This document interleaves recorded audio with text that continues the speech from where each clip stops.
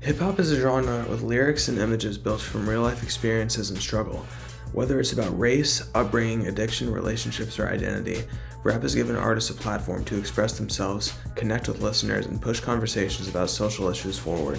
One of the most complicated and evolving topics in hip-hop culture is its relationship with sexual identity. For a long time, hip-hop was known for its hypermasculinity, and queerness was either ignored, ridiculed, or openly rejected. Homophobia and stereotypical gender norms were common in lyrics for decades. Seeing an openly LGBTQ+ artist in hip-hop was risky, if not impossible. The genre thrived on confidence and dominance, and anything that didn't fit that tough, streetwise image was clearly unwelcomed. As scholar Ted Swedenborg discusses in That's the Joint, hip-hop's traditional masculinity has long been rooted in homophobia. He describes the phenomenon as black macho, a rigid form of masculinity that equates to strength with heterosexuality while using homophobic slurs as a way to assert dominance. Swedenborg notes that for years, mainstream rap lyrics frequently included derogatory terms like the F-slur as a casual insult, reinforcing a culture where queerness was dismissed or mocked. Even socially conscious groups like Public Enemy participated in this dynamic, as seen in their song Meet the G That Killed Me, which contains lyrics that question same-sex relationships. But hip-hop has never been just one thing. It constantly evolves, shaped by voices willing to challenge its limits. In recent years, artists like Lil Nas X, Kevin Abstract, Tyler the Creator, and others have forced the genre to confront its long-standing biases. They've proven that being queer and being a rapper are mutually exclusive, and their success is shifting the conversation.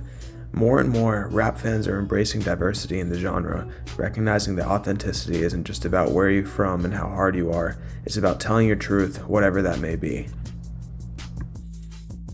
The purpose of this presentation is to emphasize the impact hip-hop has had on LGBTQ+ representation and culture as we see it today. From the beginning of hip-hop, homophobia was a very present subject in the music. The AIDS crisis of the 1980s greatly impacted the prevalence of homophobia, causing long-term negative effects, which are still present to this day. The misinformation and ignorance from society had people even calling it the gay disease. Openly queer voices were not just rare, they were actively suppressed. The consequences of being out in that era could be severe, both personally and professionally. While homophobia is still present today, being open and honest about an identity is more celebrated than ever, not only in music but in creative spaces in society.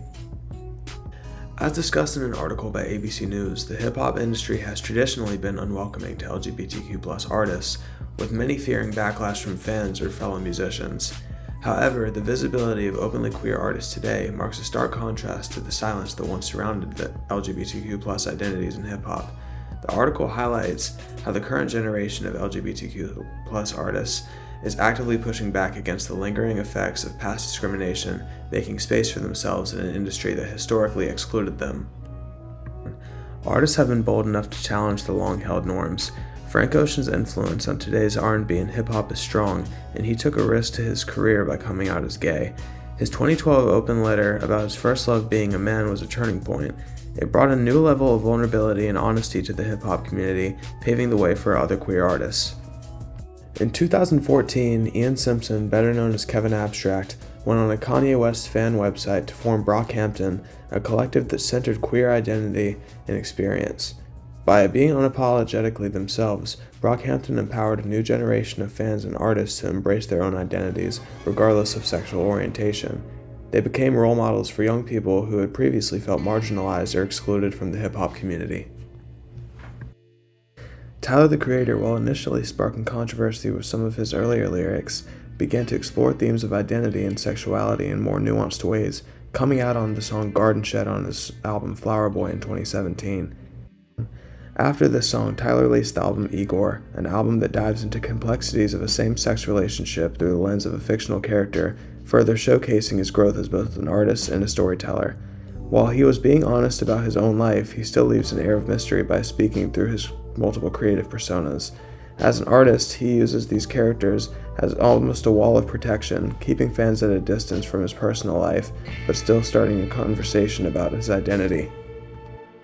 Then came Lil Nas X. His rise was meteoric, and his unapologetic queerness shattered expectations. His song Old Town Road broke records, and he came out shortly after the release of his 7 EP. His album Montero changed homosexuality and hip-hop as a whole almost by force. With his in-your-face approach to sexuality, mainstream hip-hop fans had to confront their own prejudices. Social media played a crucial role in this conversation. Platforms like Twitter, Instagram, and TikTok provided spaces for LGBTQ+ artists to connect with audiences directly, bypassing traditional gatekeepers and building communities of support. Since Lil Nas X broke some barriers, hypersexual gay men have been more prevalent in the genre. Kendrick Lamar's Auntie Diary sparked a much-needed conversation about trans identity within the Black community in hip-hop, offering a deep personal story about his aunt coming out as transgender. Though the song received mixed reactions, praised by some for its vulnerability and criticized by others for its language, it undeniably opened the door for more discussions about gender identity in a genre that has often been resistant to such topics. Increasing visibility of trans and/or non-binary rappers like Skywater and Jane Remover is also crucial. They are carving out spaces for themselves in a genre that has historically excluded them and creating a fan base for people who can relate to them. Beyond their music, these artists are shifting cultural narratives by simply existing in spaces where they were once erased or dismissed. Their visibility fosters a greater acceptance and understanding, not just within hip-hop, but in the broader music industry as well. In doing so, they prove that hip-hop can be a place for everyone regardless of gender identity or expression. Despite the progress being made in hip-hop media to be open to artists of all identities and orientations, homophobia and transphobia still persist. A new generation of fans has grown up on the internet and has been exposed to many cultures and lifestyles, so queerness is not new or shocking. But in a genre that was born from the artistry of powerful straight men, it may take some time for everyone to be fully accepted. There is hope though, because hip-hop still thrives on stories of personal experience, emotion, and truth. Thank you.